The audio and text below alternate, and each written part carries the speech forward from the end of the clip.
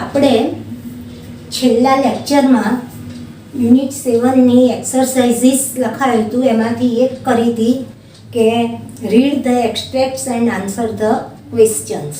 હવે બીજી કરો, રીરાઇટ કરેક્ટિંગ અંડરલાઇન પાર્ટ. આપણને બધું પરીક્ષામાં 2 માર્ક્સનું પૂછાતું હોય છે, એટલે એક્સરસાઇઝ નંબર 2 નંબર ના આપવો હોય તો વાંધો નહીં. રીરાઇટ કરેક્ટિંગ અંડરલાઇન્ડ પાર્ટ એવું લખો. Rewrite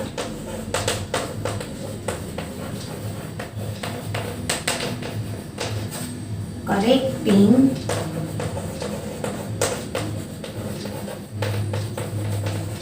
underline part. લીટી દોરેલા ભાગને સુધારીને લખો.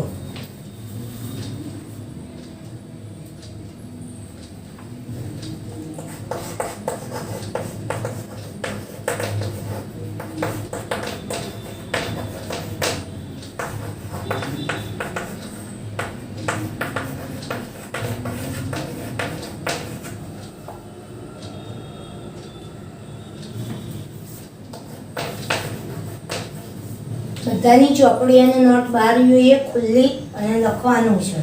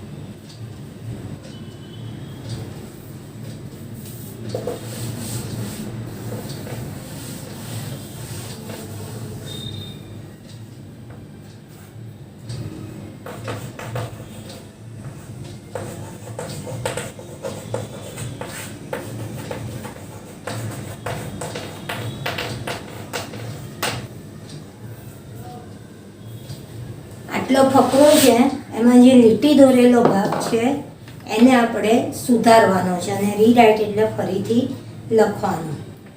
ઇન ધેર ફાઇટ લખાઈ ગયું બધાને ફકરો. In their fight with the devs the asurs had a advantage. The asurs had a advantage. એની નીચે લીટી છે, they had on their side a great saint and a teacher, Shukracharya. Teacher ત્યાં પૂર્ણ વિરામ, Shukracharya which knew the mantra for bring dead people to life. હવે પહેલા વાક્યમાં જે એ છે ત્યાં એ ના આવે, પણ એડવાન્ટેજની આગળ આર્ટિકલ શું લાગશે? In their fight with the devs, the asurs had an advantage. જ્યાં એ છે લીટી દોરેલો ભાગ, ત્યાં જવાબ શું આવશે? એન. એડવાન્ટેજની આગળ શું આવે? એન. પછી ઓન ધેર સાઇડ એટલે તેમના પક્ષે, તેમના એટલે શું આવશે? There THEIR. On there side, THEIR. પછી શુક્રાચાર્ય એ સજીવ છે, વીજ છે, પ્રાણી પક્ષી અને નિર્જીવ માટે જ વપરાય. તો સજીવ માટે શું વપરાય? હુ, કે જે. એટલે વીજ નહીં પણ હુ એટલે કે જે. હુ ન્યુ ધ મંત્ર ફોર, અને ફોર આવે પછી આઈએનજી વાળું રૂપ આવે એટલે ફોર બ્રિંગિંગ. વીજની જગ્યાએ હુ અને બ્રિંગ છે ત્યાં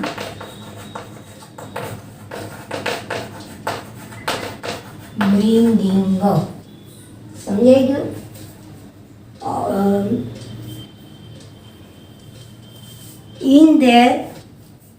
In their fight with the devs, the Asurs had an advantage. They had on their side, THEIR, a great saint and a teacher, Shukracharya, who knew the mantra for bringing dead people to life. લખી લો જવાબ.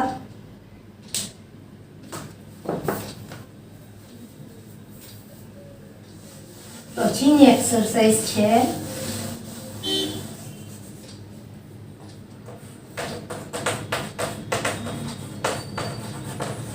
fill in the blanks.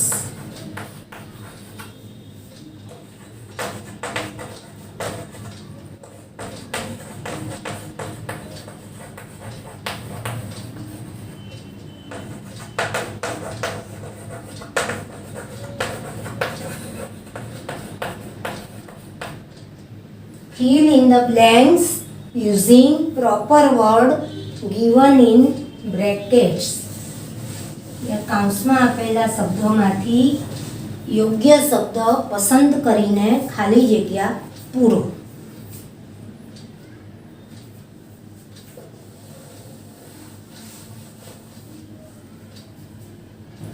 આ 2 જ માર્ક્સનું પૂછાય છે. કાઉન્સના શબ્દો લખો. પહેલા look after,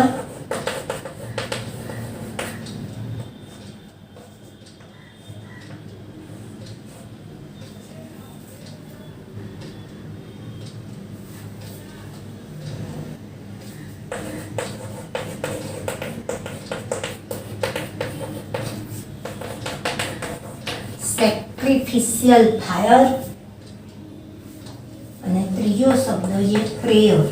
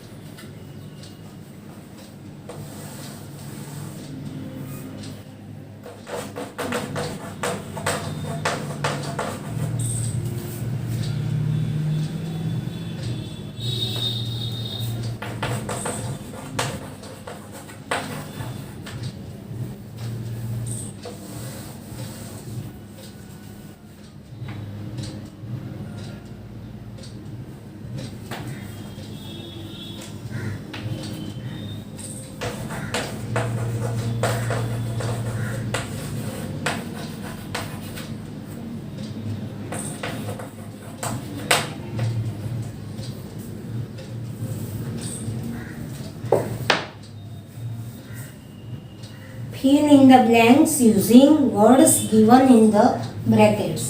કાઉન્સમાં આપેલા શબ્દો વડે ફકરાની ખાલી જગ્યા પૂરો. શબ્દો છે લુક આફ્ટર, સેક્રિફિશિયલ, ફાયર અને પ્રેયર. હવે તમને આવડે એવું જ છે તદ્દન સહેલું કે you can help me in my ખાલી જગ્યા by bringing flowers from the jungle. એટલે ફ્લાવર ક્યારે લાવવાના હતા? પૂજા વખતે, પ્રાર્થના વખતે. એટલે એમાં શું આવશે? Prayer. You can help me in my prayer by bringing flowers from the jungle. પછી you can bring firewood for my, હવન કરવા માટે એટલે સેક્રિફિશિયલ ફાયર. બીજામાં આવશે for my સેક્રિફિશિયલ fire.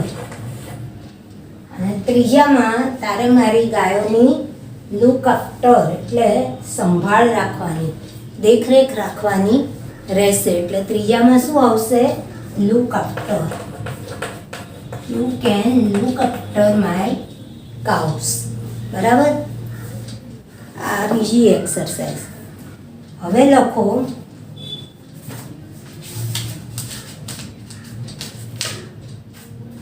join the pairs of sentences using proper conjunctions.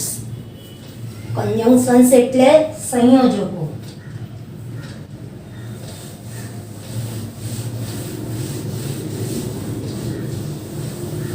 join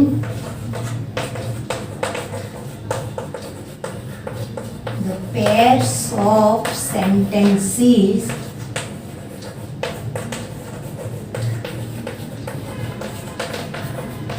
using proper conjunctions. conjunctions એટલે સંયોજકો. આ પણ 3 વાક્યો આવે છે 3 માર્ક્સના, કે વાક્ય જોડીઓને યોગ્ય સંયોજક વડે જોડો.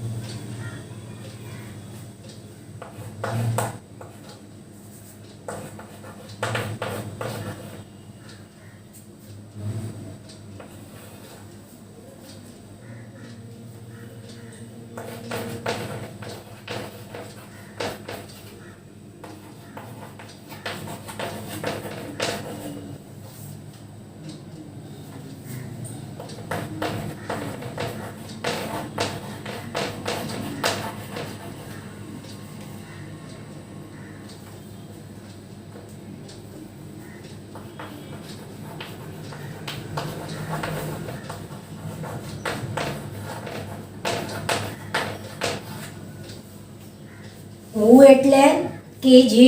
અહીંયા આપણે ઉથી પ્રશ્ન નથી બનાવવાનો. હું એટલે કે જે, હું એટલે મેં તમને કહ્યું હતું કે હું કર્તા સ્વરૂપે હોય છે, કે જે કરનાર પોતે. હું એટલે કર્મ, કે જેને. અને હુઝ એટલે જેના, જેનું, જેની, કોના, કોની, કોનું. એટલે ચાઇલ્ડ બાળક કે જેના માતા પિતા મૃત્યુ પામ્યા હોય એ ઓર્ફન એટલે અનાથ કહેવાય. ઓર્ફન એટલે અનાથ. તો શું હું નહીં આવે? હું નહીં આવે, પણ જેના એટલે હુઝ. હું એટલે કે જેને, પણ એ સંબંધ દર્શાવે છે માતા પિતા સાથેનો, કે જેના. એ ચાઇલ્ડ એટલે સંયોજક આવશે હુઝ. હુઝ એટલે જેના, અને ઓર્ફન એટલે અનાથ.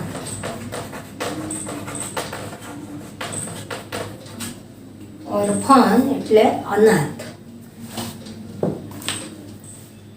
બીજું લખો વાક્ય.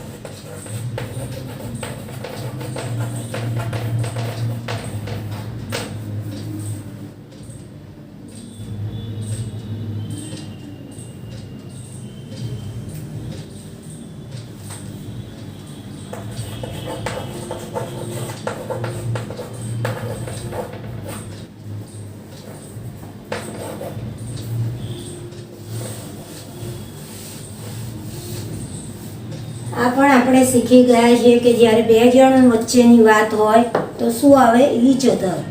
બે કરતાં વધારેની વાત હોય તો વન અનધર. અને એવરી અધર એટલે તો એ ખાસ વપરાતું નથી. તો અહીંયા એવરી અધર હોતું નથી. Each other, one another, each others આવે. એકબીજાનું વન અનધર સેમ થાય. એટલે અહીંયા બેની જ વાત છે. હિરલ અને મિરલ એ બંને સારા મિત્રો છે, પણ કોઈક વાર બે એકબીજા સાથે ઝઘડે છે. એટલે શું આવશે? ઈચ અધર, એકબીજાની સાથે. છેલ્લું વાક્ય,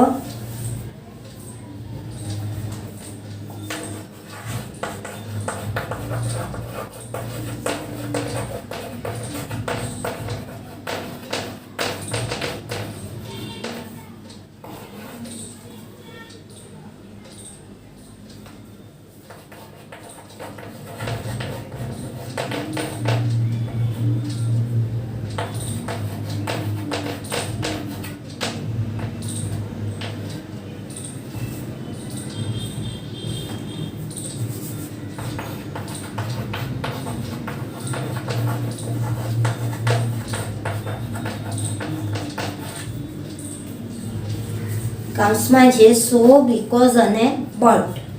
તો ઇટ વોઝ ઇઝી ક્વેશ્ચન. શું આવશે? તેથી હું સરળતાથી મેં લખ્યો.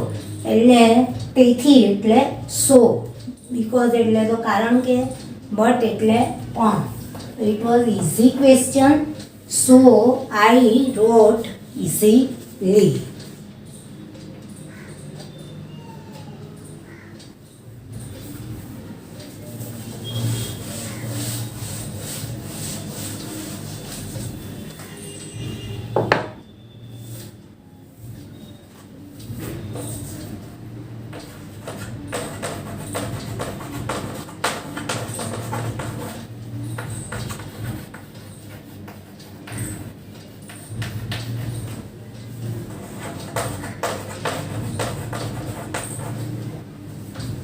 હવે લખો change the paragraph as shown. As shown એટલે બતાવ્યા પ્રમાણે. નીચે તમને બતાવશે રીત કે આ પ્રમાણે ફકરાને પરિવર્તન એમાં કરો. એ આપણે અનેકવાર ચર્ચા થઈ ગઈ કે આવું પણ તમને 2 માર્કના 2 ફકરા પૂછાય છે. 2 માર્ક્સ લેવા માટે મગજ કસવાનું છે. અને આવા ગ્રામર બુકમાં ઘણા ફકરા આપ્યા હોય કે હું કરાવું છું એવી એક્સરસાઇઝ, ખાલી જગ્યા પૂરો, અંડરલાઇન પાર્ટ, તો એ તમારે જાતે ટાઈમ મળે તો પ્રેક્ટિસ કરતા રહેવી. આમાં તમારે મોઢે કરવાનું તો એટલી શોર્ટ નોટ્સ જ આવે છે. બાકી બધું મગજ વાપરીને શાંત ચિત્તે જ લખવાનું છે. એટલે હવે ફકરાને બતાવ્યા પ્રમાણે એઝ શોન, જે પ્રમાણે બતાવે એ પ્રમાણે ફેરફાર કરો. ફકરો લખો.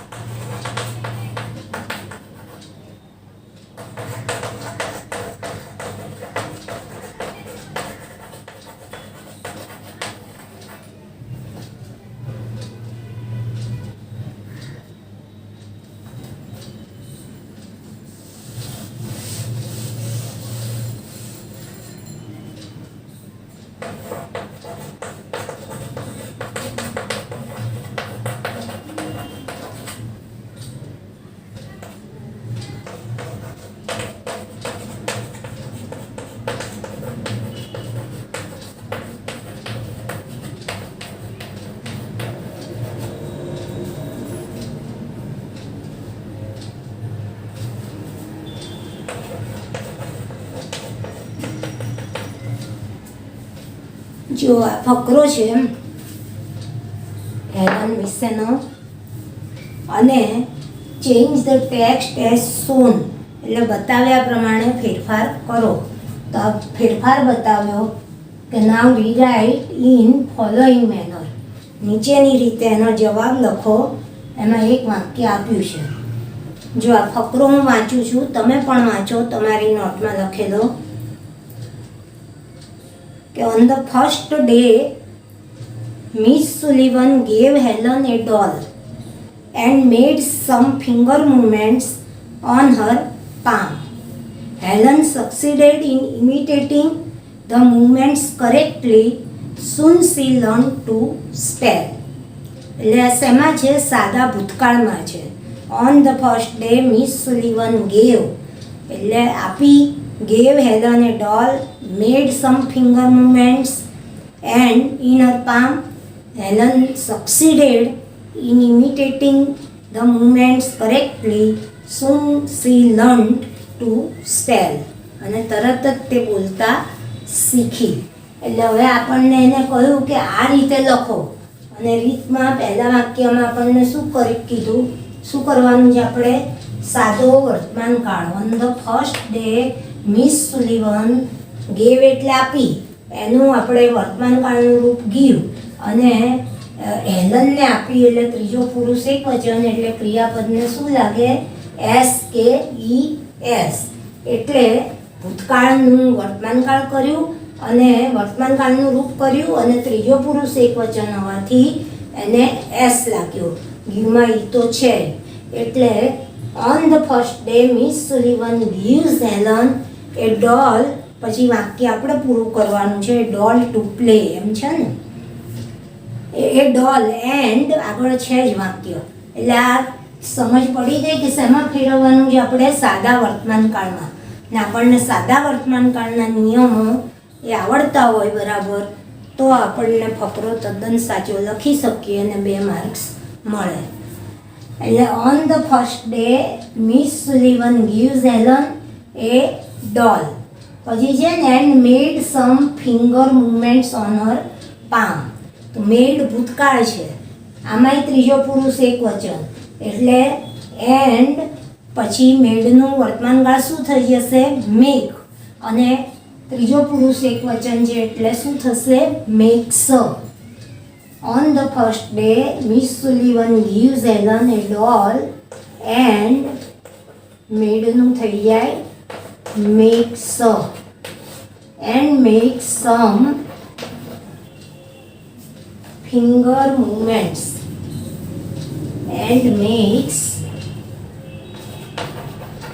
some finger movements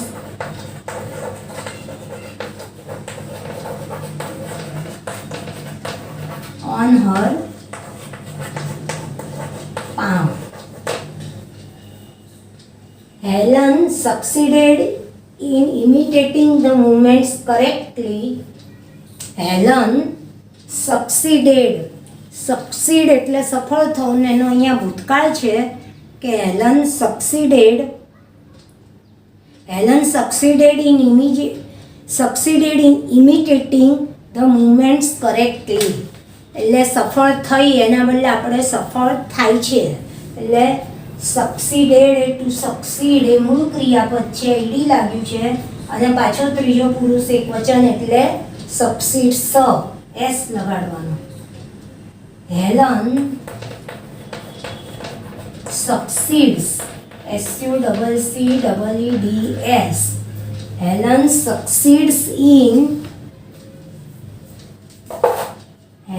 સક્સીડ્સ in imitating the movements.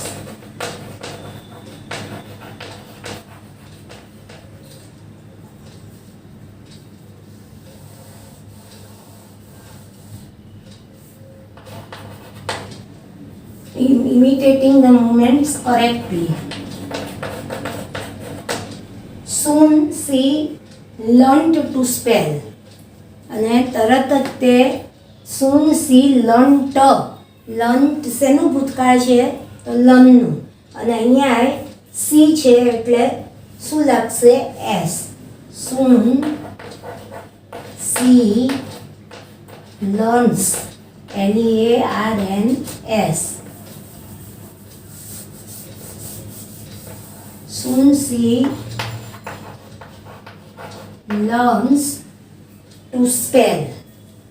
soon